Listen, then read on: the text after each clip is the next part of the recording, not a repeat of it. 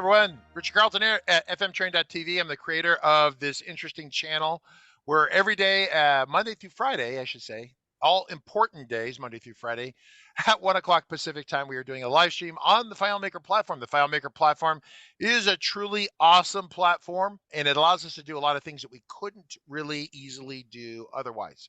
Although I have some people who swear that they can tell the chat bot to build them a database, and it reads their minds and builds it for them, but I have actually not seen that completely ever work before quite like that. So we were having a discussion with the folks on Discord, which reminds me that we are broadcasting in high definition on Discord, Twitch, and YouTube. If you want to go and keep up to date with the group of people that's here, you can go visit the fmtraining.tv website, which is right here. I can scroll up here to the top. Everything that we're doing here today will be recorded and made available to you. There's always about a 2-day, 3-day delay on the recordings. Some people get really excited about that, but we try to go back and cut out any of the unsavoriness gets cut out. It gets put into the recording. So if you want to see the upcoming broadcast schedule, you press this button right here. Today is where we're talking about JSON, right? It's for beginners today. We're going to discuss what that looks like. Tomorrow is the progression of managing digital documents in the FileMaker platform. And what does that mean? Well, there's 4 levels of digital document management. It's something I just created because after beating my head against it, I realized that there really are 4 levels of this. The 4 secret levels to obtain higher self-awareness and understanding, or basically 4 levels to not blow up your FileMaker solution. Whichever one you want to call it, totally cool. I'm not judging. We're not judging at all. Now, Monday, Tuesday, Wednesday, next week, even Thursday. Next week we'll be launching the FM Starting Points of Free CRM for 2023. So we call it FM Starting Point or FMSP 23. It has got a ton of bug fixes and quality of life improvements. Plus, it's got Leland Long super duper latency scanner checkery thing, right? That's built into it. Very cool. That way, when people say my FileMaker is slow, my internet's full, my mouse doesn't work, my printer, which I haven't used in 5 years, the ink has run out on it, it's dried up, all those things. We have a button that allows you to do a diagnostic test and starting point to determine what's going on with your solution. So that's kind of a new thing that's in there. It's pretty great. We'll be rolling out the new starting point, I think mostly on Tuesday, but we're going to be bringing people in from the team to talk about it over the course of these 4 days, things that you can do with it, how we're applying it.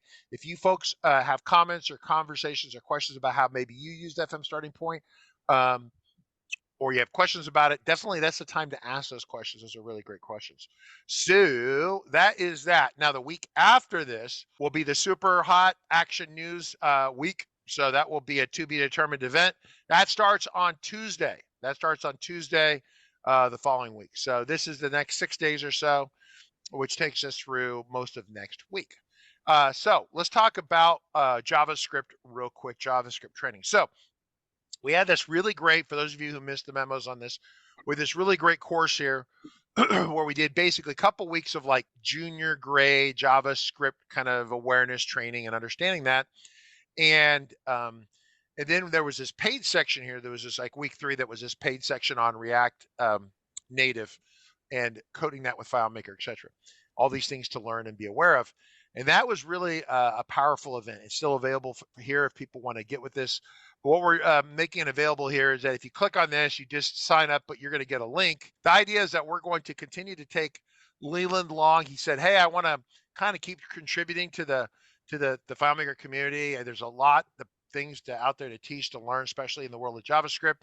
And so he wants to come back and make it like an ongoing kind of engagement. So the idea for us loosely is kind of 1 day a week, but that'll be subject to scheduling, availability, and what he's doing and where we're at. But the idea is kind of a semi-routine or routine ongoing basis. So we're going to be covering these JavaScript topics in terms of how it affects the world of FileMaker, right? And so what we're going to do is he already has these 2 weeks of free content in here, plus there's this paid stuff down here. We're going to continue to organize this, take what we have here, add to it, maybe reorganize it a little bit. But the idea is to kind of keep enhancing and investing in this JavaScript destination right here for Leland. Yeah, he's doing a great job with that. He's happy to continue to do it. And that is pretty exciting from our standpoint. So today is the first additional installment of what Kyle Williams or some other people, Kyle is out there? No, Kyle's not here. Called JSON. It's like, hey, we got Mark, Fred, Joaquim, and JSON. I mean, JSON, not Jason. And so that's the question. So, Margaret, I'm going to quit sharing my screen. We're going to welcome Leland Long. Hi, Leland. How are you? Howdy, howdy, howdy. Leland is a badass when it comes to the world of FileMaker. He does some really sophisticated stuff on parallel with any of the top senior engineers I have at my company. And so he kind of focuses more on the JavaScript kind of part of it and building some web-related applications for that. We're not covering that today, but he's definitely got the credentials to do this job and then some. So we are covering today JSON. And JSON is JavaScript Object Notation, which is kind of a XML/text file kind of dumpy thing. So if you want to walk us through this, and for those of you who are really sophisticated, you're like super professional, you do this all day, every day, you're JSON ninjas, then this will be boring for you, I imagine. We do have a sample file that Margaret will be distributing shortly. So Margaret's going to be in charge to make sure you all get that. Once again, YouTube, Twitch, or Discord. So what are we doing? What is this and what are we doing? It's kind of JavaScript related, right? JSON actually is an acronym for JavaScript Object Notation. So in JavaScript, you can create and utilize objects, and it's a standardized way of formatting those bits of data together so that it's standard, so it can be shared, so that it can work in every JavaScript application, and it's become popular enough as a standardized format that it's kind of slowly but surely replacing the old XML standard format for passing data in between not only your own systems, but systems that belong to other people, right? So I remember back in FileMaker 7 days, I believe it was, went out to the store, purchased a box, FileMaker 7, and on the side of it, it was promoting this new concept that I was completely unfamiliar with called XML. So at that point, I think we were all introduced to it. Richard, do you recall those days? Yeah, they were scary because it was a lot of slashes and I guess the term is syntax. If I'm on screen here looking with what you're doing right here, you know, that's a curly bracket as opposed to a parentheses, as opposed to a square bracket. These things mean different things. And as you go from, I want to say, syntax or language to language, you know, how you use these things tends to change, right? And they go in different spots. Where's a comma go? Where's a colon go? Semicolon, all that kind of stuff. Where's all that go? Syntax. Yeah, that's a good description of it. So yeah, here on the screen, like Richard was just pointing at, just a simple example of JSON. Now, of course, it's been around for a while. One dude invented it. A couple of people argued back and forth, arm wrestled over what the name of it was. Some people refer to it as JSON, like a person's first name, but JSON is actually seemed to become kind of the tipper over the scale as far as which one's a little bit more common in geek speak. So you've probably heard me over the last while referring to this, and I've just caught on to the JSON. To me, it helps. It sounds different enough to me that it helps me know exactly what's being talked about, right? So you don't even really have to understand the context. If you're kind of partially hearing someone talk tech stuff and all of a sudden they say, over there we have JSON that's doing what, and you're kind of looking around the room going, oh, who's the JSON he's talking about, right? So JSON sounds different enough that, oh, they're not talking about a person. So interesting side note, obviously not important.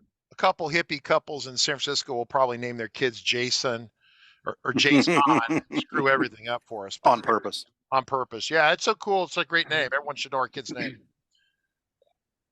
So what's the purpose of it? Well, just like XML, it's a text format and it's meant for storing and transporting data. And the nice part with JSON, a little bit more than XML, I would say, is that it's a little better at self-describing and easier to understand.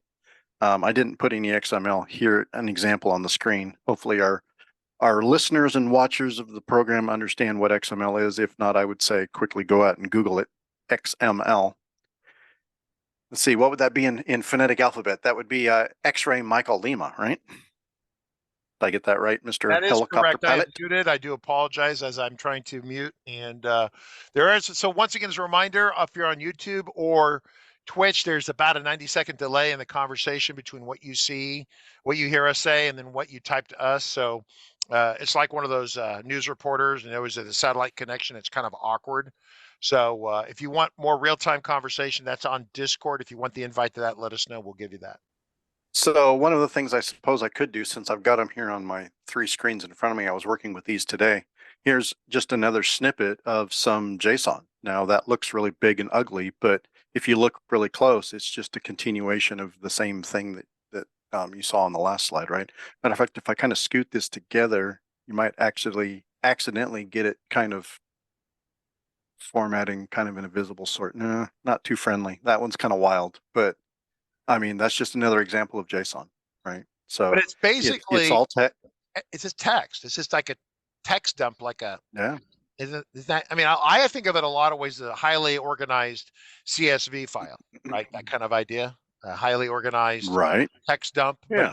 But you're identifying and labeling items in it as you go, which is interesting. So. Yeah, if you had a CSV file and an XML file and a JSON file next to each other, you could certainly see the similarities between CSV and JSON for sure. So everybody can have access to this demo file after the show. It's kind of set out the same way that I did for the JavaScript classes, where you pretty much just switch from layout to layout manually just to go to the next item. I'm just using FileMaker instead of a slideshow, right? Instead of PowerPoint or Keynote. We're all FileMaker developers, so why not use FileMaker as a tool even in ways that maybe it wasn't designed for a slideshow, right? Sure, absolutely. All right, so the next page, the next layout that we got here is starting to run into, let's talk a little bit about syntax rules. So the first thing to pay attention to is that you'll notice that most all of the raw data comes in the form of name value pairs. And that means, or a key value pair, same concept. So you have a set of quotes, a colon, and a set of quotes. Now, the second part is the value. The first part is the key. Well, that second part of that value is may or may not be included in quotes, and that's described down here at the bottom. We'll get to that in a minute. Now, when you have multiple data points, those are separated by commas. So let's talk about this in the terms of the FileMaker world. A key value pair or a name value pair, you might consider it to be like the key being a field name on a layout and the value being the data that's in a record. So the data can change, the field name's not, right? So if you have multiple records, you're going to have the key on every single one of those is going to be name, and the value John is going to change. So that's kind of a nice way to think about it. It's easier to talk to people that are FileMaker developers about JSON than it is to talk to CS 101 students that are brand new to the computer science world and try to help them to understand JSON. You all have the benefit of being expert FileMaker developers, and so you're used to layouts, you're used to records, you're used to fields, and you know the difference between a database and an Excel file. So you're already well ahead of a lot of people where JSON might be a little confusing. So in this regard, again, key value pairs, the key would be synonymous with a field on a layout, and the value would be the data inside of a record for that field. By the way, I'm going to go back and hit on something. You give you a chance and grab something to drink or something real quick. And I want to compliment everyone here real quick about this. So what he just said, that you're already FileMaker experts and you already understand some of this stuff. Most all of you here don't appreciate what he just said. I can tell you, as of a week or two ago or a month ago, I didn't fully appreciate what he said. Every once in a while, I get dragged back to doing basic training. We had brought in 3 new engineers, junior staff, one of which was a programming person who's fairly long. In fact, this person's doing tutoring and coaching and stuff in Java or JavaScript. I think she was doing Java. I mean, it doesn't matter. It's a procedural language thing. So she should be able to understand, he or she should be able to understand the world of FileMaker. Well, what we determined and what we found out, and it's the things that we all assume that we know, but Stu and Ed and Mark and Renato and all you folks here, you already understand this idea of database structure. If you're just a programmer and you've been learning programming, you have no idea what that is. They don't understand this. And it's not like a younger person versus an older person, if you have some people who just code, they might know what a mathematical array is, but unless they've been in the world of SQL or Oracle or some sort of data system with schema, etc., they fundamentally don't understand a lot of what we do, because what we do, remember, is database part one, programming, structural programming, which is scripts, script workspace, script maker, script whatever the hell you want to call it. And then you have this user interface. So it's a database engine and a user interface, because the database engine, at the end of the day, if you just see raw data database engine, it looks like that ugly JSON you saw a second ago. That's all database engine is. It munges that, it moves it, it sorts it, it processes it, it shoots it to people across the internet. That's all database engine is. Then you have this graphical interface in the front, which makes it humanly palatable, right? That we can see some beauty. I mean, Leland likes blue. I'm totally good with that. But it's a choice he got to make. It wasn't like someone made him do that. He got to have that choice. So that's the fundamentals of FileMaker. Then you have the third piece, which is the scripting. So a lot of you sell yourself short, and when you deal with other people, sometimes you assume that they understand these things. And I can tell you that you have a tremendous value in your personal skill set. Even if you're not a super ninja, the fact that you understand data schema, you have some concept of UI, right? And then you understand there's this programming stuff that you can glue around the outside to do stuff. You are very powerful individuals. And I think most of you don't even appreciate that. And I, after going through this recently with this training person, there was such a disconnect in their head. I'm like, holy shit, all the stuff we know, we take it for granted. So I just wanted to, it's part of me pumping you up, but also complimenting you as to how really powerful you are if you're a legit FileMaker person, developer. So Leland, you can keep going. I didn't mean to, but you said something so profound, I wanted to amplify what you said. It was very profound. Thank you. Yeah, totally agree. And yeah, that's part of why we're here, right? That's kind of why I decided to try to teach JavaScript to FileMaker developers, is because what I had been hearing for years before I even attempted to teach anyone a little bit that I knew and then expanded on myself, was that there was this fear of the unknown, right? Of JavaScript being something that sounds really scary, JSON sounding that's like it's something that's really scary. And I kind of felt that FileMaker developers, just by being FileMaker developers, already understood more about JavaScript than they realized. And a loop inside of a script, an if-then statement, those are all common concepts that not everybody understands, and probably most FileMaker developers do, even in a young FileMaker developer sense. So, yeah. You know more than you realize. That's why I said JSON is basically a text dump. If you understand an Excel dump or a CSV dump or a tab comma export or import, every one of you have done this. I guarantee every one of you have done this. Other that, or if you haven't ever done that, then you need to turn in your FileMaker membership card. But everyone has done this. We've been doing it for 30 years. Okay. JSON is just, it's lipstick on a pig. It's different. XML was the same way. It's got different brackets and curly and this, that, and the other thing. That's all it is. It's a dump or an import or an export. Now, it's super popular with a lot of people outside the world of FileMaker, but if I put it in those terms, like if I say people are like JavaScript, oh, that's so intimidating. Well, if I compare it to a FileMaker script we write, oh, why not do that? I'm comfortable with that. Same shit. Claris could actually have people write JavaScript and turn that into the scripts and have that instead of the script maker code, or do both. How cool would that possibly be? That would be freaking amazing, right? But yeah, so here we go. Sure, go, Leland. Okay. So we were talking about data in name value pairs. Key value pairs would be like fields on a layout. Well, if you look at the FileMaker data API results that come back to you as JSON, here are fields on a layout. And so you can see each field name is in the first key pair, separated or surrounded by the double quotes, and then the colon, and then the value of that particular record. So in glancing at this, there should be lots of heads nodding up and down right now going, oh, okay, I get it. That's just FileMaker. Yes, it is. It's FileMaker layouts represented as JSON. So the next rule is that data is separated by commas. So if you look at this same list that I showed you, each one of these rows has a comma at the end of it. So that separates the key value pairs. So that shows you that there's this field here, then the next line down is another field, then another field, then another field. And so this highlighted section, everybody should be nodding their heads up and down going, okay, that makes sense. That's fields on a layout. And now you can see how FileMaker development already has taught you how to read JSON. You just didn't know it.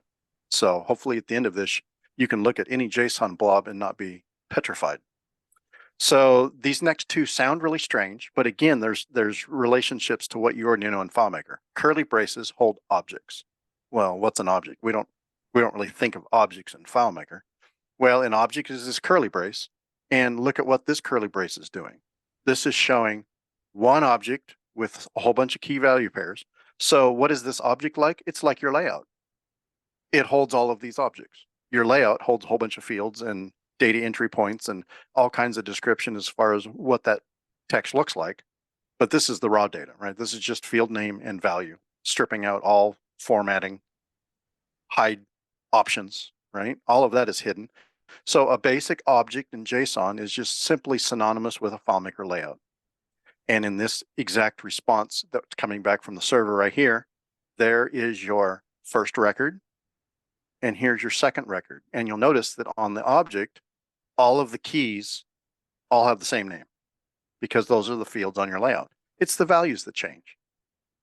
So these particular objects are inside of another object because here's some more curly braces. And this curly brace right here is an object, and it has 4 key value pairs: field data, value; portal data, value; record ID, value; mod ID, value. So as you start to hear some of the terminology might be confusing, but when you start to see it in relation to FileMaker data, suddenly, hopefully, it'll click for you and it'll just make sense. Now, right outside these curly braces, you have a square brace. So what does that mean? That means multiple records. That means multiple objects, and each object is one record in your database. So if we go back to slides, that's the square bracket. That's your array.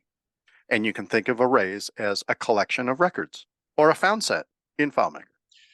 So if you have an array with 4 records in it, you would have the square brackets showing that it's an array, and then you would have inside of that 4 objects separated by commas that are the 4 records. And then inside of that, you have your layout, and inside that, you have your fields. Do we have any questions pouring in yet at this point? If they want to throw a question, they can. What I want to go, but can you go back to that real quick for me? So here's the deal. This gets back into FileMaker certification, things like that. Just hold here for a second. Most of the time when we do text dumps, at least historically, we would never get the field name with it. So this is obviously giving us the field names here, which is awesome. You would have to do a merge field or an XML or something like that to get the field labels to come with it. If you get a data dump out of another system, very rarely do they give you the field labels that come with it. Only if they, how many times do you get like a phone number field, like down here where it says phone 1 and phone 2, right? You actually see that down there, right? But you actually can't do anything with it because you don't know whether it's a phone number, a fax number, or a cell phone. Well, then you could try to cook up the export or imports to give you that, but it's built into JSON. So all this is the stuff we've been doing already for many, many years, but it's been greatly improved, which is so cool. We get records in here. It really shows us the records. It shows us the fields. And there could be things in here that are missing. Like you could be missing, say, what if it was missing phone 1 and phone 2? Every record doesn't have to be identical, does it, Leland? No. As far as JSON goes, no. Now, as far as what FileMaker's built-in rules for, like the data API, that would be different, right? Different, but yeah. JSON itself, no. No, but because because they're labeled, like on the left here, if you're going to highlight down there, it says state zip phone 1, phone 2, right around that area right there. If say phone 1 and phone 2 are gone, you're like, oh, well, everything's going to fall out of order. The old school ways, yes, it's going to be way out of order. However, because it's labeled, we know that zip is 10011, and then it goes to email below that, we would not lose our minds, right? This is really powerful. So a bunch of the folks, Pavel, Centaur, a bunch of the folks on Twitch, they're like, yeah, it's you folks know this stuff. You have the experience. You've been down through this before. That's why we got Leland here. He wants to be here to help educate us, kind of to take us from where we've been to maybe the next steps forward with JSON and JavaScript. So I will shut up now, but it's I don't freak. This is not new. This is a refined. This is a revision of what you've already learned already. You already know. So the rule for JSON data is that key value pairs or name value pairs consist of a field name in double quotes, followed by a colon, followed by a value. Now, again, it doesn't have to be a field name. You can use JSON and not have it actually tie to FileMaker terminology, but that's a nice way to think about it. So values, there's a variety of different values that you can pass in your key value pairs. The first one you've seen many times, which is a string, and that's enclosed in double quotes. Now you notice it is a rule. In JSON, it does have to be double quotes. When you're dealing with JavaScript objects, you can do single or double quotes, but in JSON, double quotes are required for strings and for the key names. You can pass a number, and if you pass a number, then there's no quotes, and that can be a whole number, an integer, or a decimal floating point. If you pass an object, then the object has to be in curly braces. If you pass an array, it has to be in square brackets. And you should be familiar with Boolean, true and false. And you probably would know, if you've worked with Boolean logic at all inside FileMaker, that if you want to convert something to a Boolean, then the rule is if the formula results in a 0, it'll be a Boolean false. Otherwise, it's true. So it's true in every case except for if the formula equals 0. So if it equals 1, that's true. But if it equals 2 or A or Z7B3, then that's all results in a true Boolean. And then you can pass or receive a null value. And you'll see a few examples of that a little later. So I think we covered that pretty well. We'll move on to the next slide, and Richard can interrupt me if there's any questions. I apologize for doing that, but I think people freak out, and there's absolutely no reason, because this is all the stuff you've already learned. It's just packaged differently. That's all there is to it.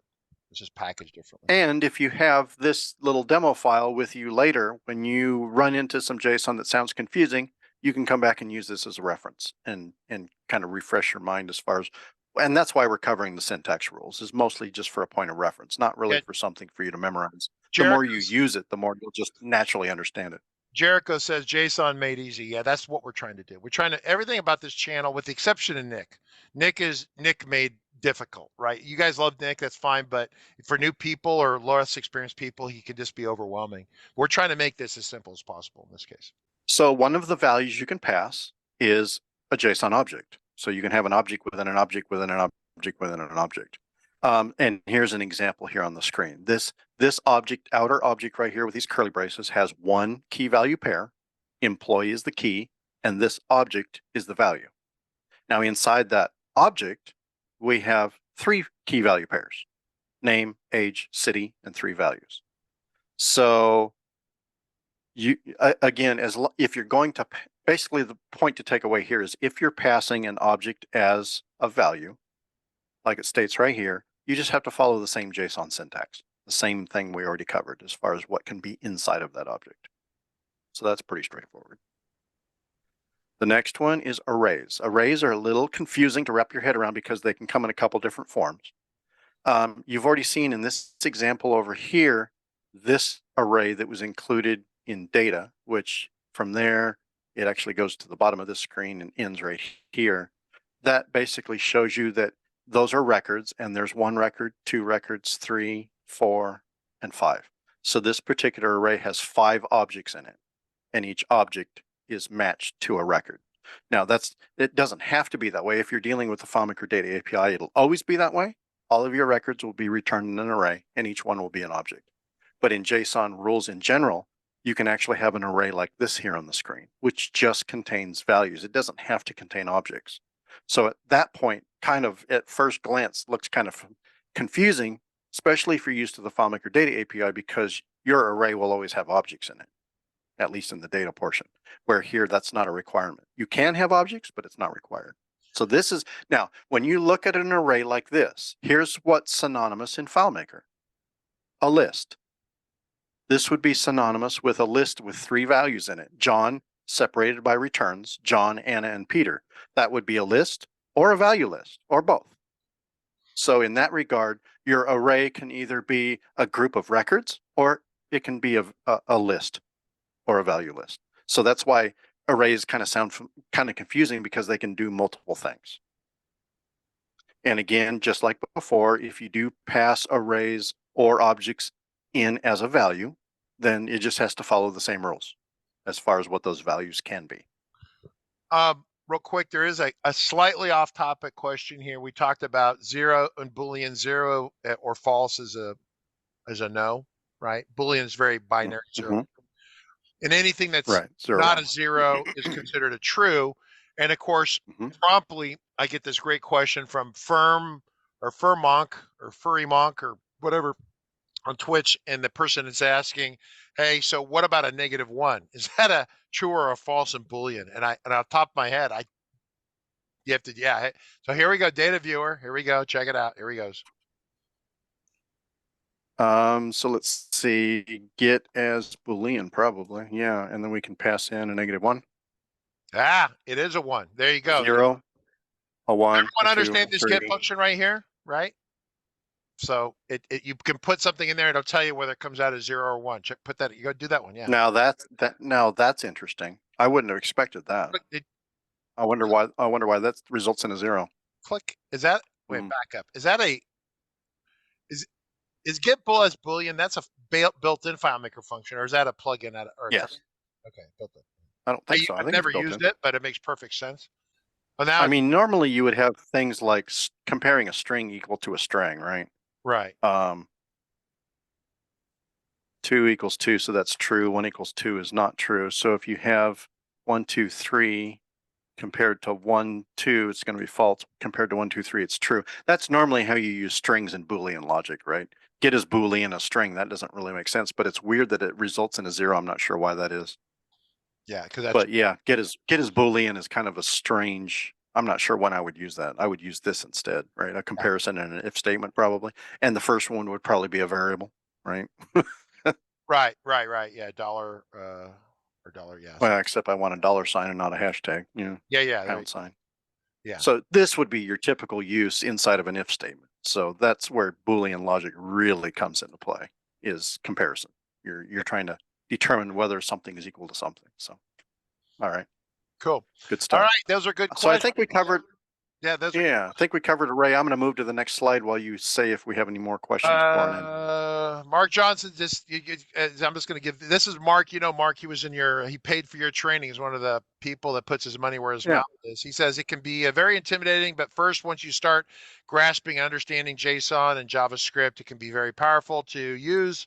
I use it to pass data from one script to another all the time, plus the use of APIs, FileMaker and Twilio, etc. So, yeah. Yep. Mark is. Yeah, I've had 3 or 4 versions over the last 10 years or so of how to pass multiple variables to a script, and the current one is certainly JSON for sure. Before that, I was using a pound assign custom function system. Okay. Before that, I had a custom XML system. Yeah.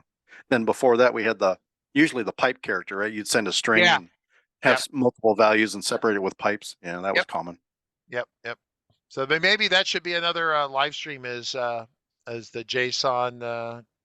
Yeah, that's good. Multi-script parameter carpet bombing capability. Yeah, that'd be another good beginner class, and I think people would dig this. Okay, I'll add that to my list. Yeah. So here on the screen is what a JSON Boolean would look like, and you can see it's pretty close to what FileMaker would look like, as far as you don't put it inside double quotes, and it's not a number. And it's either true or false. And this is what a null would look like. I've never actually used it. I'm assuming that would be common maybe for me getting data from another system. I might run into this. So far, I have not. Yeah. And so but it's an option.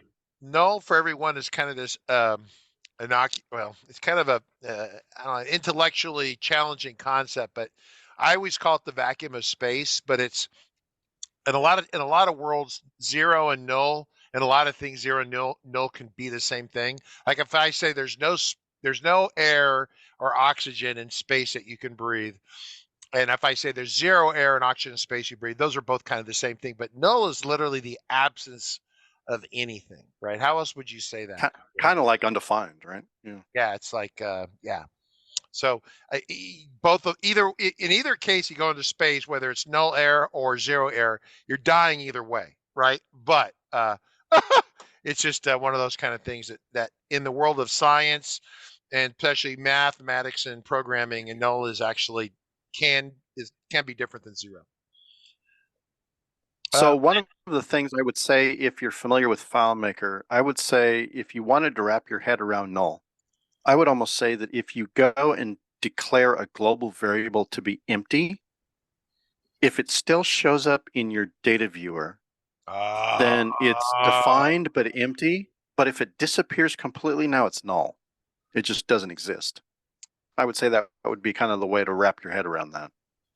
Yeah, that's a good one. I like that. Lynn from Austin says no. In fact, I think Lynn was part of our training too. I thought he was. Is very useful for arrays of charge to keeping the data in the same order. Yeah. So there's all sorts of uses for that. So, Yep. All right, moving along. Moving on, we are done with syntax. That's all the syntax rules. You're now all experts. Now we start to play. Okay. So let's start using JSON within FileMaker with FileMaker's built-in JSON functions. And the first one we're going to play with is creating a JSON object. Now, the way to read this is from left to right. So, but in case you're not familiar with it, right here under my mouse here, if you can see that on screen, is FileMaker's official documentation for this particular function and the 4 parameters that it expects. And now we're actually going to use them. So this first one here on the left is setting the JSON parameter to be an empty string. The key or index or path is going to be name, so that's going to be the key. John is going to be the value, and the type is a JSON string. Now, one of the things that frustrates me with advanced developers is that they like to do the optional replacing JSON string and number and null with numbers. And it's totally legit. I've seen a lot of code with it. Matter of fact, I think some documentation even shows it with numbers. And I get frustrated with that because a number does not show you what it means, right? It's meaningless.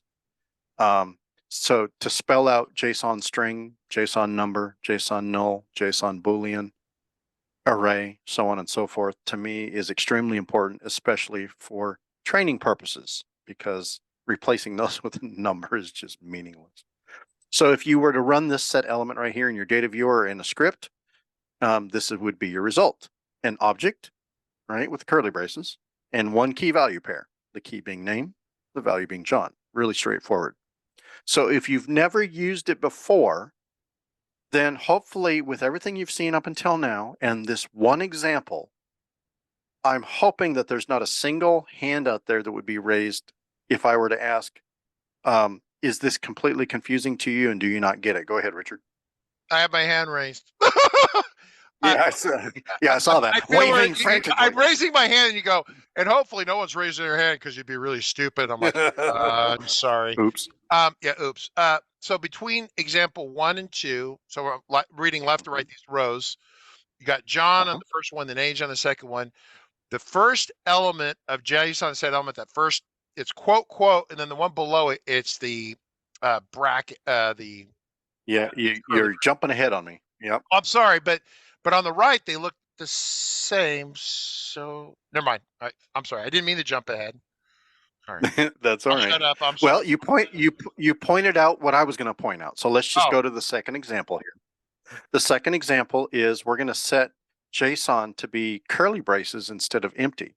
And if you look in FileMaker's documentation, what it tells you is that it will create a JSON object if you include the curly braces. If you don't include anything, it will use curly braces by default. Oh. Okay. But so you could put other stuff in there then, right? You could put in like a Absolutely. This can be an existing JSON payload. It can already be a variable that contains a million records in JSON. That's right. This is like a substitute command, right? Where you can swap stuff in, a substitute function in FileMaker. Well, if you don't include existing JSON, it's going to create one for you from scratch. But if you put a payload, but you can include any existing JSON and then add to it. Correct. David Angel, I think you just said yes. David Angel says so. Instead of putting quote code, you could put a variable in there, right? They use the word payload. Yeah, and we'll look at that later. But right now, I'm just trying to show you how to create a JSON object from scratch. Yeah, Yeah, no, I got not add to an existing JSON object. Yeah. Okay. Right. So everybody's jumping ahead, which means they're all paying attention, which is good. That's fine. I just have to put the brakes on. Sorry. Jumping ahead. All right. So this second example is the same as the first in that we're going to create a new JSON object from scratch, not passing in any existing JSON. And the curly braces, in this case, according to FileMaker documentation for this function, is optional. So if you don't include it like we did on the first example, it will create an object for you. So then we're passing in one key value pair, and this time it's a number. So you can see the result on the right. We still have our object with a single key value pair. This time the key is age, and this time the value is 30, and it's a number, no quotes, right? So and you that matches. so if you did That matches our rules that we had way back here, right? Go ahead. Yeah, so if you put back to your one example, if you put 30 in there on the top one, you'd have 30 inside where's John instead of John. You'd have 30 We would, in the quotes. and that would be a difference between FileMaker would see it as a string instead of a number. Right. That's what I'm depending saying. upon whether you have that number inside quotes, right? Yep. Yep. Okay. I'm being obvious. So if thinking that's the case. yeah, that's good. So if you were to pull out this 30 and then apply math to it, it would work as expected. If you put this inside quotes and passed it as a string and then applied math to it, you would have a problem. 30 plus 1 would become 301. Right? If it was strings, it'd be concatenated. Yeah, concatenated. So that's where your type becomes important. Depends on how you want to use it. Okay. Okay. Third example, we're creating a brand new object by passing in nothing. Yep. We're going to give it one key value pair. Now, the interesting part here is, and I had to look this up because, again, I've never created an object with null. I just wanted to show an example of how to use it. So I had to use it in the data viewer. What happens here is that the value is ignored by FileMaker. You can pass in anything. You have to pass in something. It's a parameter. It's not an optional parameter. It's required. So you have to pass in something. But when FileMaker actually creates the object, because you're defining it as a JSON null object, it's going to ignore the value and just insert null. So you're saying forcibly stick in the vacuum of space, but if something's in there, it doesn't matter. It blows it out and it puts in the vacuum of space. Okay, got it. Right. But this 0 that I put here can be anything. And you still end up with the same. It doesn't matter. It's just going to get. So whenever you see null in JSON, it actually says the word null, N-U-L-L. Just like that, outside of quotes. And it's important to note that's outside of quotes. Yeah, because in the world of FileMaker, you just it says quote or it doesn't exist, something. Yeah. So if you pass null inside of a quotes, it's not null anymore. It's a string. So that could be an interesting gotcha. All right. That was the third example. Let's move to the fourth one. The fourth one, we're back to inserting the optional curly braces. One key value pair sold. But this one's a Boolean, and it's just the value true, and that's what it looks like. Mark Johnson just says he's never used JSON null either. So it's everyone we're seeing in here, but you're probably not going to run into it because, of course, watch the watch Monk on Twitch run into it this first day. But we're saying that two highly experienced people have yet to really run into that right there. So okay. But it's possible. So hence the reason why we're bringing it up. You could watch this recorded video in a year, and maybe we start seeing it more and more over time. Don't know. So nice to know it exists and how to use it anyway. Now, this last example is purposely confusing. I wanted to show you what you can do in FileMaker, and this is something I do quite often, which is to put set elements inside of other set elements and have a really complex looking thing.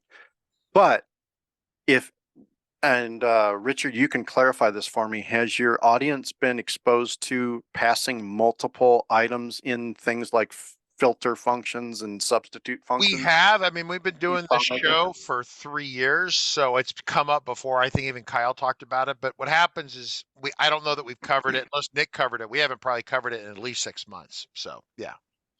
So this is the haven't seen it. Okay. So in doing this, it's the same as doing 3 JSON set elements in a row. This just combines 3 into 1. And so the key value pairs and basically everything except for the first one, the JSON stays the same. It's a single value, but these last 3 can be repeated over and over and over again in groups inside square brackets separated by semicolons. So that's the way to verbally describe that. And so what we have here is 3 sets of key value pairs and type. Here's the first key value pair on this line, second one, third one.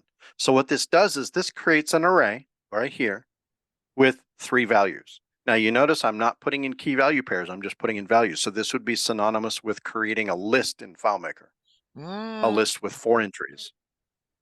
Technically, this wouldn't work in list because you can't have a null value in the third item, right? So you would have to have like a set of double quotes here, or an empty string or something, or a 0. Yeah, because the word null is not supported directly in FileMaker like that. But yeah, that's interesting.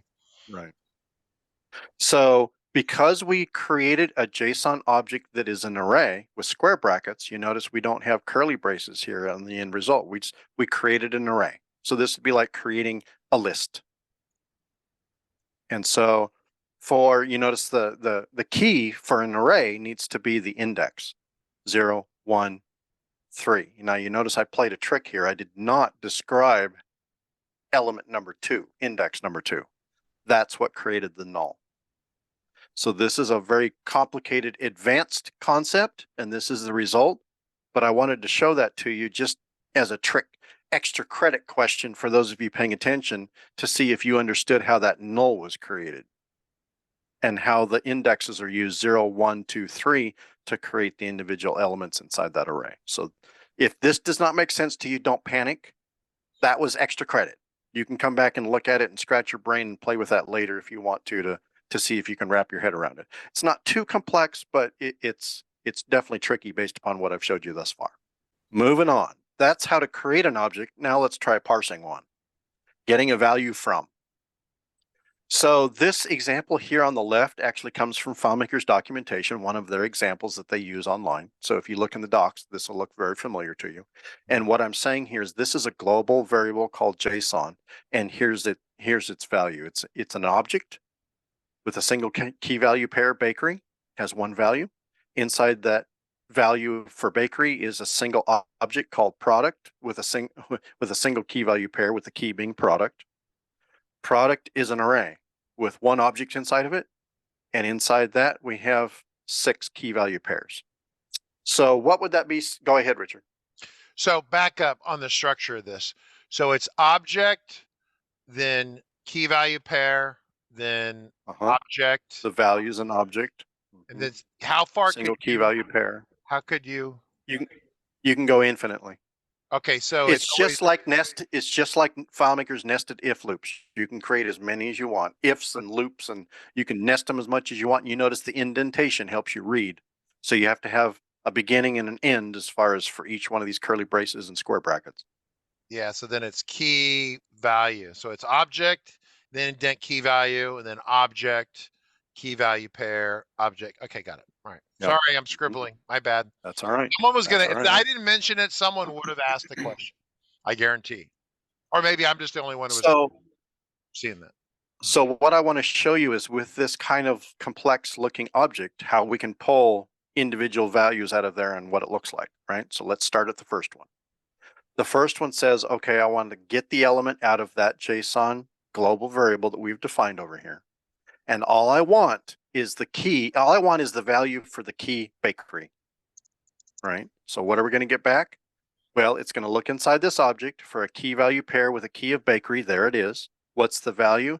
This entire object in between these including these curly braces. So that's what you're going to get back. You're going to get back product, the array, object. You're going to get everything inside of there. Okay. So that's how you access the bakery value, passing in the key of bakery.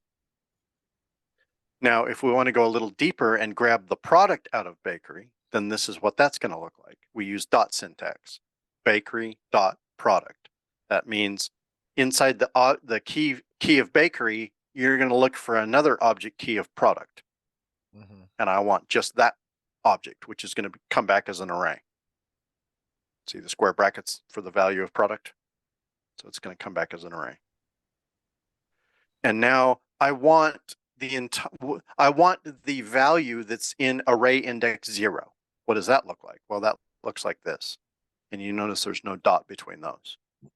Square bracket means it's an array. 0 is the 0 index item. So the first the first item, first value inside that array is what I want. So you're going to get that one object back, which is everything inside these curly braces. And then last but not least, inside bakery, inside product, inside the 0 index array, I want the key of stock, and I want you to give me back the value. And the value is 43. So that pulled out of all of that. That's how what you're doing here is you're providing it a path. This is called a path. That's what that word means up here. It's a key or an index or a path. There's the path to stock, to the value of stock, which is what you wanted in the first place when you wrote this. This would be how you get 43 back. So hopefully going step by step, deeper and deeper and deeper, hopefully this all makes sense. Now this is dot syntax. There's two ways to get paths. Dot syntax, which to me is the easiest because it matches other programming languages and it's easy to read. The other option is bracket syntax, and this is what that looks like. And you see it's the same thing, but it looks a lot more complicated. Why did Claris what it is that one? Go ahead. Claris supports. It's not a. There's two reasons for it. Number one, it's standard. In JavaScript, you can do the same thing. Oh, okay. Number two, here's the one thing you didn't ask with dot syntax, and it makes all the difference in the world where dot syntax will not work. You have to use bracket syntax. Is when you don't have properly named keys, like starting with a number. Okay. Or extra spaces or odd characters that can't be read, that doesn't make a valid path name. The most common failure would be like product ID with a space between it. You can't use dot syntax. You have to have it inside single quotes inside of the bracket. So that's the gotcha. So you can use either one of these. You just need to understand how it looks and how to use it. And this is grabbing product name.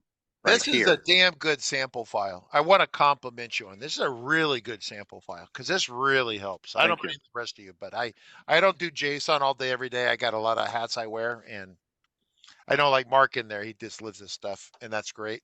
That's awesome. But for me, it's like with the sample, and you got the thing, and then the red bits of code here. This is just so easy to follow until I draw on it with orange. There is a question here from David Angel. I don't think before you get to that question, I want to point out one last thing. Okay. And then we'll get to all the questions. You notice this little trick that FileMaker threw into this demo file, product.name. You can't use dot syntax to get product.name because that would fail. So because you have a dot in there, you have to use the bracket syntax. So if you have a space or a period in anything that produces an invalid path is going to break it. Yeah. So obviously you just test it like in the data viewer or on a JSON formatter or something somewhere just to try to make sure that you're going to get what you're expecting to get. Yeah. Yeah. Until you know what the rules are or what to look for. Now go ahead with questions. David says, this is back from about 15 minutes ago. It says, instead of using quote, no, where's that at? You had something about escaping the quotes. Where'd that go? Instead of quote should be the variable ? No, I think that's a different question. Oh. No. Now, if you have a string. He had a question about escaping quotes. I think he deleted the question behind my back because that's a weasel move. So as you know, inside quotes as a value, if you need to include quotes inside of quotes, just like you would in a FileMaker calculation dialog, you have to escape those double quotes inside the string. Mm-hmm. So that's standard behavior for anything and everything, including JSON. Doug Inham says you need a bracket 0. I'll copy and paste it, but bracket, it's the 0 position. The 0 means this array right here has elements inside. Which element do you want? Yeah. JSON is a 0 index system where FileMaker typically is a 1 index. That means your first item is not number 1. Your first item is a 0. And then another way to look at arrays is to think of them like repeating fields. If you've ever used them, if you have a repeating field with 5 values, to access the third one, you would say in square brackets, number 3. But in JSON or JavaScript, it would be 2 because your first element is not 1. Your first element is 0. Your second element is 1. Your third element is 2. So if you're used to repeating fields, that's another way to help you work out what these square brackets mean. And again, JSON is a zero index system. So this gets the first element out of that array. That's why you have the square bracket 0. I'm being greedy, but I was. This is there. We're going exactly where I wanted to go. Is there a sample with the bakery that Claris did, where they put position 1 or 2 in, besides just this position 0 in here? Because that would, I think, I don't know. people to see that. But you're gonna see that hopefully here shortly. The next one is showing you one more useful item. Well, technically 2 more useful items of FileMaker functions that are available to you. And I want to show you how to use one specifically with arrays. So the first one is JSON list keys. The second one is JSON list values. So here's an example of a global variable JSON with an array with 7 values. And you notice the values do not have to be the same. There's no rule that says they all have to be strings or numbers. So this is a mix of numbers and strings, and this is totally valid. So if you were to run JSON list keys with that variable as the JSON and no particular key or index or path, this basically just means all of it. Just give me all the keys, not a particular one. You can ask for a particular one, but in this case, we just want them all. This is what you would get back. It's a list of the indexes. This is 0, this is 1, this is 2, 3, 4, 5, and 6. So this is what you would get back. Now, that might strike you as, well, why would I care? Well, that's actually really useful. We're going to get to that in a minute. But before I do that, I want to show you what the same thing looks like with list values. Here's the same thing, which is give me a list of values from this same JSON array, and here's what you get back. That's exactly what you would expect, right? Why you would want to get back a list of values when you already have them in there? Well, again, there's some times when that could become useful. Oh, I misspelled it. Look at that. I'm just going to, this won't fix the one that everybody gets on GitHub, but I'm going to fix that little typo there. But now, why did I say this list keys can be useful? Well, because you can include that inside of a value count and you get back the size of the array. So no matter how many values are in here, if you're curious, like if it's coming in from an API call and you don't know how many values are in there, you can type this in right there and you get back the length of that array. There's 7 objects in there, 7 elements, 7 values, whichever word you want to use. Values would probably be the most accurate. So this is actually really useful to get back this list of keys and then pass that inside of a value count just to get back the count. Very useful. Use that quite a bit. Mark says, so name your fields smartly when you create a FileMaker files. Never use spaces in any of the field names that for that purpose. Yeah, I try to use underscore. Lynn asked a good question, and I will tell you that here on the screen, I separated these with commas. But if you actually, this is kind of misleading. If you actually do this in the data viewer, you actually get back a list. So they are return delimited. Sorry, I forgot to mention that. Good catch, Lynn. So that's why value count works. You're right. It's not commas. I did that just to simplify showing this here on the screen. I cheated. Yeah, you Lynn get gets extra credit. negative 10 points for Gryffindor on that. No. That's right. Does null count as a value in these lists? In this list, it would, yes, because that would be an element here. And the key would not show up as a null. The key would still show up as an index number. The value would show null. But yes, it would still have a valid index in the array. Therefore, it would be counted in the value count. Yes. We got good engagement today from the folks. Yeah, very good. We've had a lot of people show. Furmonk was pointing out that the choose function of FileMaker does start with index 0. I would simply say that there are some, understand once again that the FileMaker platform was created organically over 35 years or so by hundreds of people, that most of which aren't down there. And while they didn't start with index 1 in all cases, some functions were created by other people newer in the world of FileMaker, and some things do start with index 0. So 0 is the initial position, right? And choose does that. So that's plus 10 points to Furmonk for seeing that one. That's a good one. So I see some people are still typing. We can continue with questions, but I'm going to go ahead and kind of skip forward a little bit here. We got one last section to cover. We need to land the plane here pretty soon, but yes. And we can spend the next little while going over this. The same way that I did in JavaScript 101, I've created provided a sample table in here with 1,000 records. This data should look familiar to you. Oh, yeah. And what we're going to do now is play around with getting some JSON and parsing it inside a FileMaker script. Sound like fun? Now we get to take all of that concept stuff and actually put it to use with this short little script right here and play around. Okay.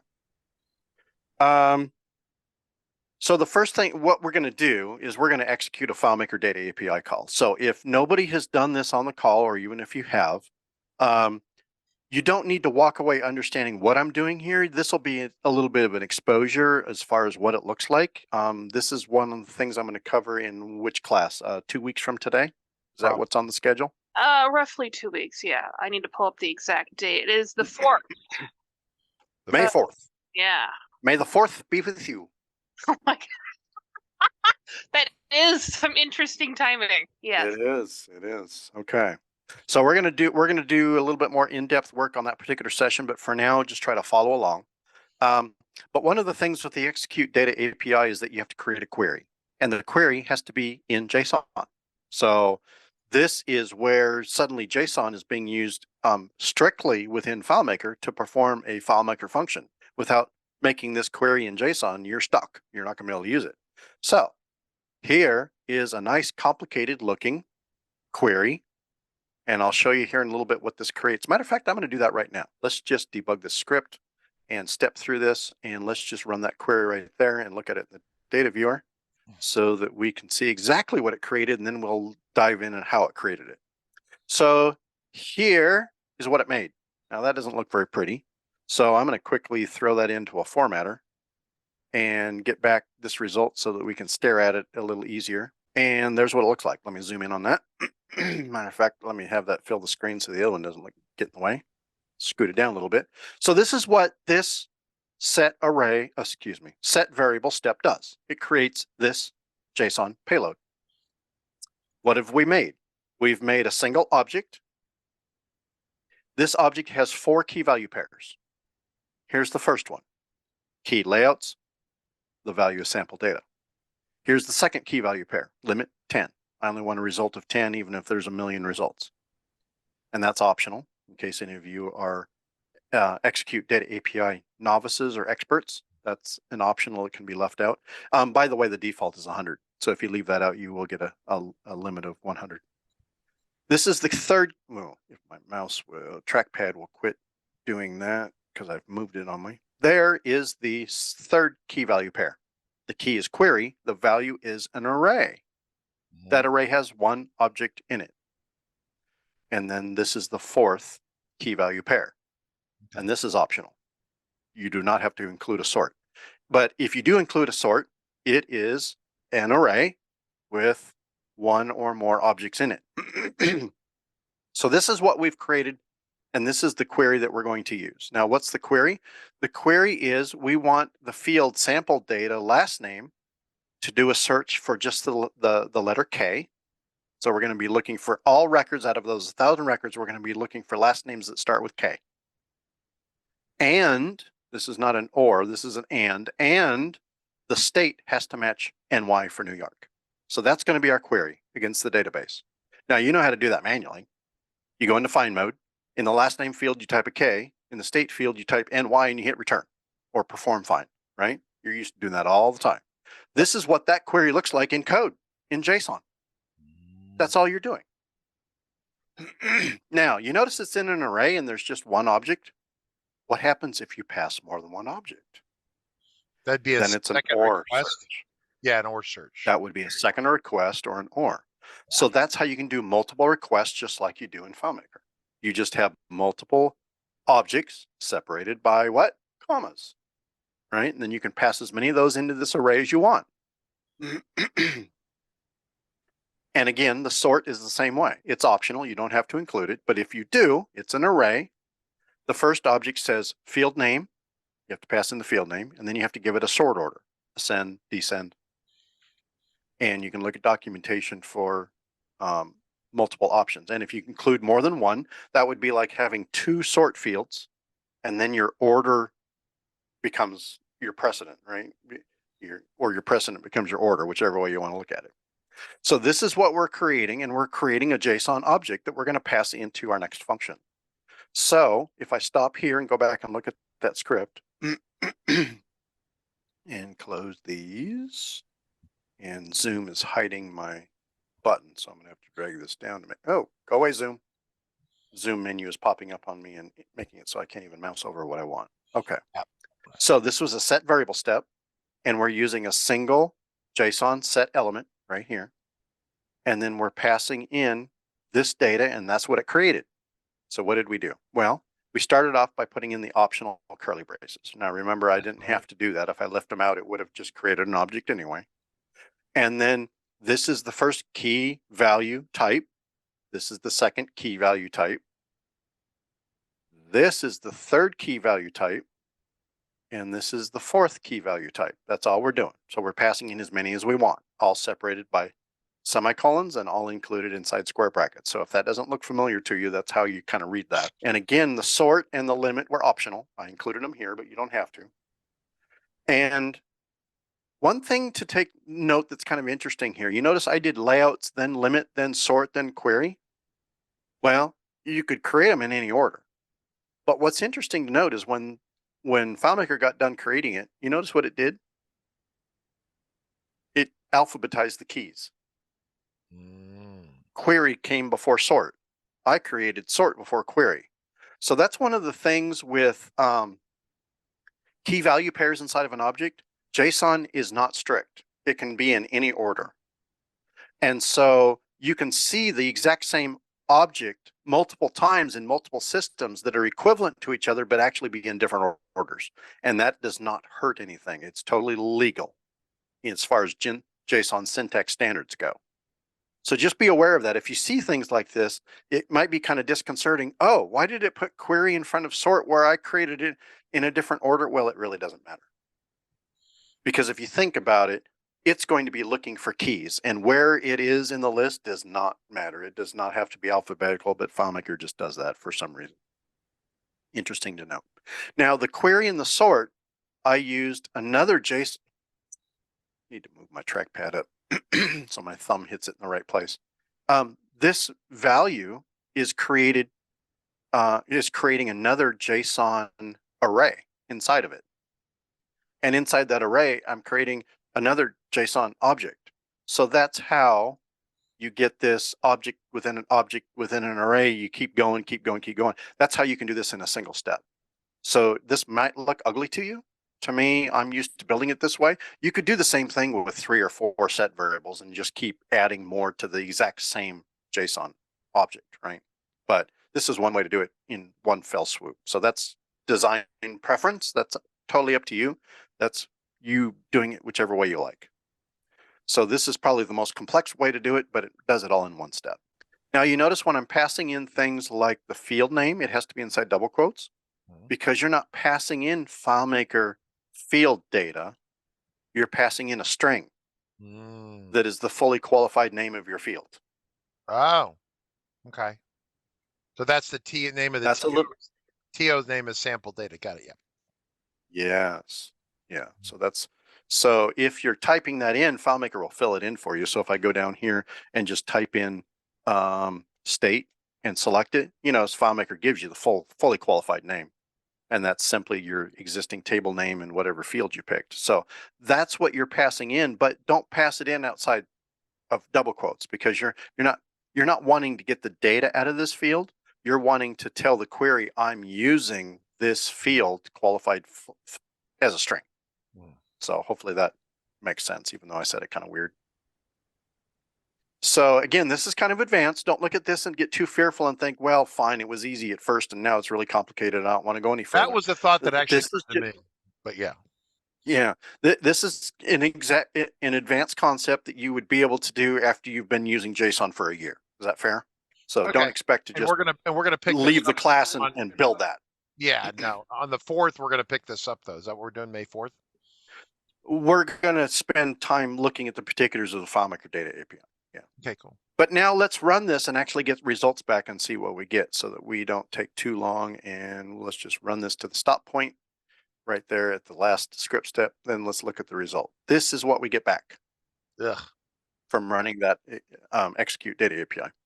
So that right there should look familiar to you because you already saw it earlier. That's this. That's what I was showing you at the beginning of the class. This returned 5 records.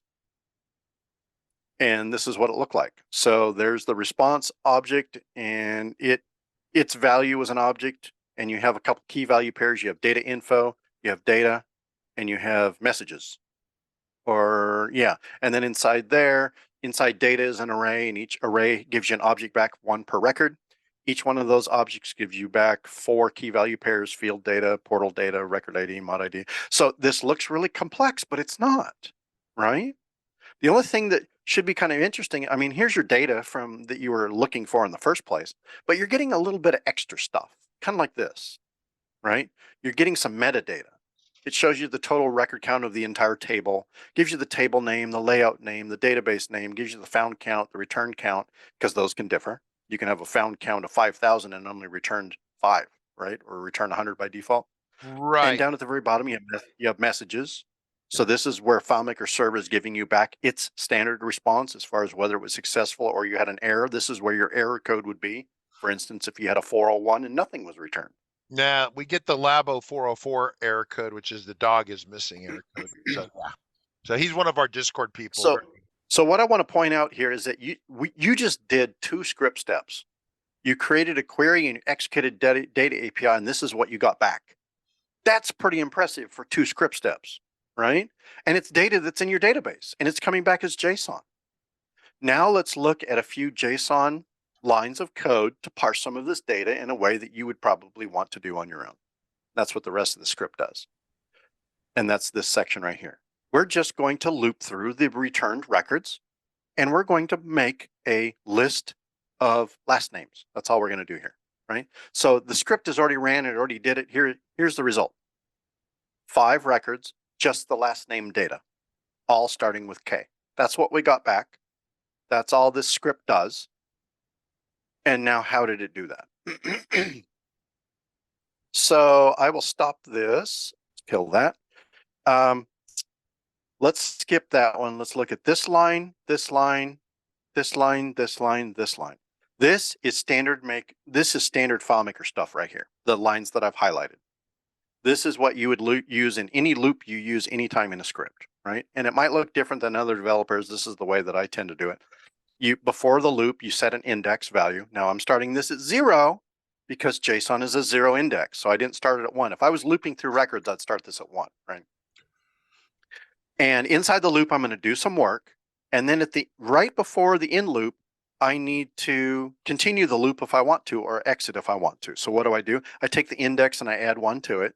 And then I check to see if I need to exit. And when do I need to exit? When I'm at the end of however many I'm going through.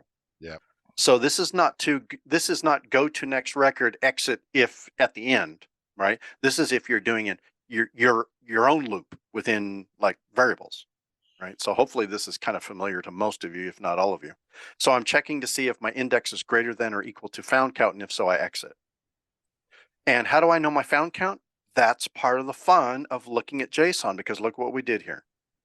Our found count is not a set of records. It's not get found count. We are actually going to parse that JSON result to find the found count. And there's a couple different ways to do it. We can count the amount of objects in our data, right? I showed you that trick with value count of getting the list of keys from that array right here. That's one way to do it. But look what FileMaker Server already gives us. A found count and a return count.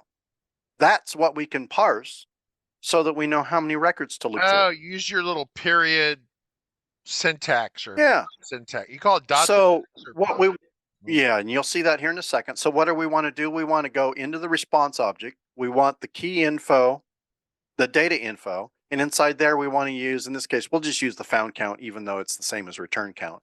Technically, you would probably want to use return count, especially if those 2 numbers were different, or you'd have a problem. So we're just going to grab that found count and ask it for the value. How do we do that? Just like this. This should look familiar to you. Now. Yep. So $result is our JSON response that we got back. That includes this entire blob, all of it. So what do we want? What's the path? We want the response dot data info dot found count. That should not be intimidating at this point. So that's going to return us a value of 5. So now our found count is going to equal 5. So our exit loop is going to exit gracefully as soon as our index is greater or equal to 5. Okay. So with that, we only need to do 2 more things. Number 1, we need to parse out just the last name for each record. And then we're just going to add that last name to a list that's just going to grow. So there's just one more JSON, which is how to pull out the last name of each one. Well, we want to go into the response. We want the key of data. That's going to be an array. So which array index do we want? We want the variable index in our loop. So we're just going to include that. We're going to concatenate it as a string inside of square brackets. And once we're inside the correct record, then we want to go inside the field data key and finally to last name. So that's what we do. Response.data, square bracket. Inside the square brackets, we're going to insert our numbered index 0, 1, 2, 3, 4, 5. And then in the square bracket and then dot field data dot last name. That's going to pull out each individual last name. This line is going to add it to a list. And this is going to exit that list as soon as we have them all. And you saw the result. Welcome to JSON 101. David Angel says, so Richard? found count is, no, I'm here. I'm processing this. My brain has hit max saturation. Okay. Found count is equal to record count. Okay, so here's the deal, David. Let me show you literally what that is, and let me stretch the example so that this makes more sense. You see how I'm going to limit this call to 10? Mm-hmm. Let's change the search from New York K. What's a more popular name? Let's try M. How many do you suppose we'll get back with M? Let's run this and see what our return result is. Here's the query, which doesn't change, but let's see the result. The result got back found count of 10, return count of 10. Oh, it found 10 in that case. So let's do this. So I'm going to exit that. And in our script, let's change the return result, our limit to 5. Or actually, let's just limit it to 2. And rerun the script and save it and run it and get back the result. And right here, it found 10, but it only returned 2. That's why it's different. Now, when you do your loop in your script, you're not going to want to use 10. It'll break because in our data, it's only returned us 2. So you're going to try to reference the 3rd, 4th, 5th, all the way up to the 10th record, and you're going to get an error because you only have 2 records returned to you in the data because you told it to limit it to 2. Does that help make sense? Does that answer the question between found count and return count? Yeah, David, it's in the world. If you live purely in the world of FileMaker, found count and return count are always the same as long as you're inside a Pro, inside a Go, and yes. Web Direct is kind of that way, I think. But it's what happens. Think of it like Facebook or any other app that doesn't load everything. You scroll down to the bottom and you notice it starts loading more. Mm-hmm. The web never loads everything. FileMaker will load you everything. If you do a found set on 1 million records of something and it returns 800,000, you've got 800,000 in your list. You just browse through them. If you did that on the web in Web Direct, how many does it return to you? You don't see them all. No, I don't. I don't remember if it's 25 or what it is. But yeah, it's typically the web limits things to 20 or 25. Typically, yeah. And then you have next arrows and numbers to represent how far forward or how far back you want to go. That's what return count is supposed to mean versus found count. It's so that you don't want to tell your server to return you 1 million records when all you were interested in is the first 2, right? Yeah. That's very inefficient, and bandwidth, it can be expensive. So yeah, that's the difference here between the found count and the return count. Now, what I did to make it so that I only got 2 is I told it, no matter how many you find, only give me back 2. And that's optional. And if I would have left that out, it would have returned 100, up to 100. That's the default in FileMaker. Yeah, because so if FileMaker's trying to limit you so you don't blow the server up by accident, right? So, yeah, because you're paying money for all that data being sent. So you want to control that. And they've given you the power to do that. Well, what I want to do is remind everyone this is why we have Leland here. He takes a difficult concept and breaks it down and makes it much more simple. So he will be back on a kind of an ongoing basis, which is great. The next couple weeks is kind of crazy because we got multiple product launches that are going out the door. I can't talk more than that, simply to say that next week is product launch for FM Starting Point. Lynn says from Austin, excellent topic. Some other interesting topics that they would like to see. Yeah, I like the buzzing, right? Buzz. We need some more buzzy thingies. I need to buy some buzzes for people. To follow up on one thing that I want to point out on this particular script, and then I have a question from David Angel I want to answer. One of the things that I want you to note on this script is that there is no context changing. Matter of fact, every single line except for 26 is all nothing but variables and memory management. That's all it is. Every single thing is dealing with variables. Every single line has dollar signs, except for this line. This line execute, and the context that it uses is right here. It's the layout. So whatever layout you choose here, and of course each layout has a table occurrence that's associated with that, that's your context. But you notice we never leave the existing window. Whatever window is there, wherever the user is, when this script runs, there's no screen refresh, there's no flashing of windows, there's no opening and closing windows. Normally what you would do in order to generate the same last name list is that you would freeze the window, you would go to a different layout, you would do a search, you would come back, you would loop through those records, you would compile the last name list, you would go back to the original layout and or close the window, and then you're back to where the user initiated the script. All of this does none of that.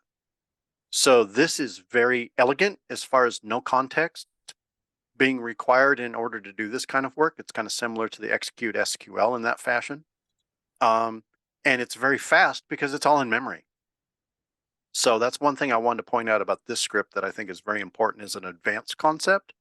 Number two, to answer David Angel's question, if you don't have a value in a key, value count will count it, question mark.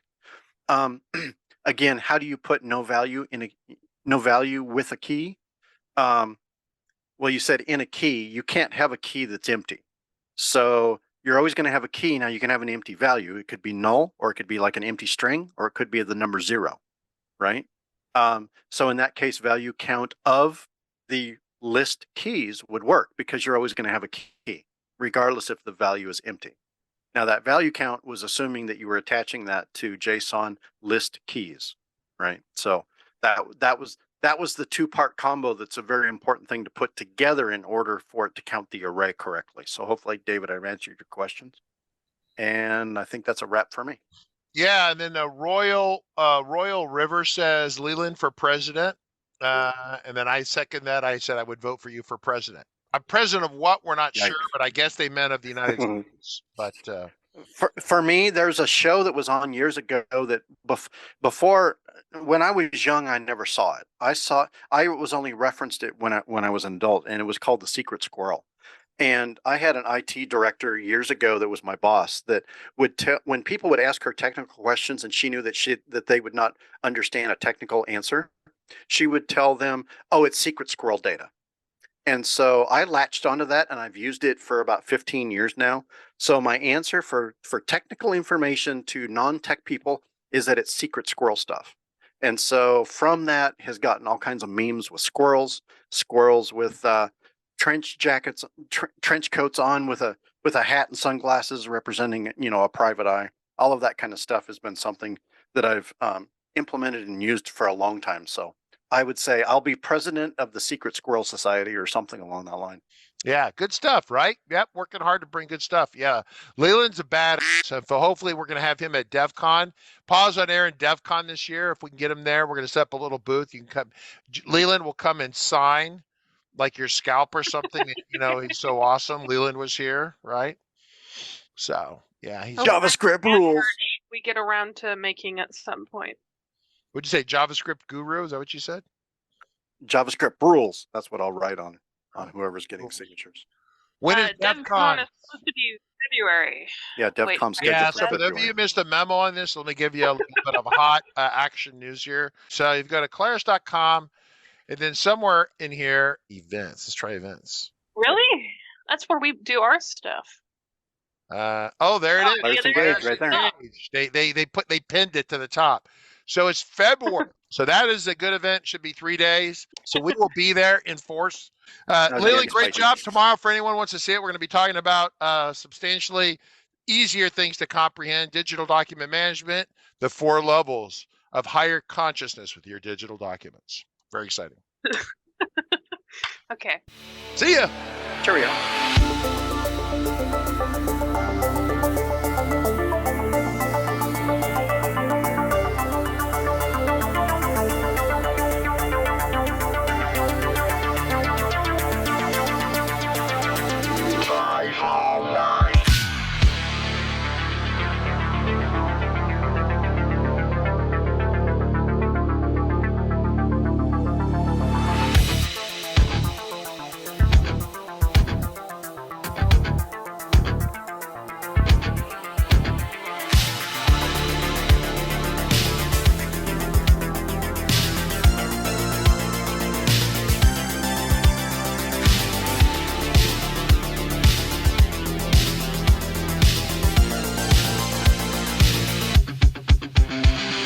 Got a report of an individual up here who may be a FileMaker license.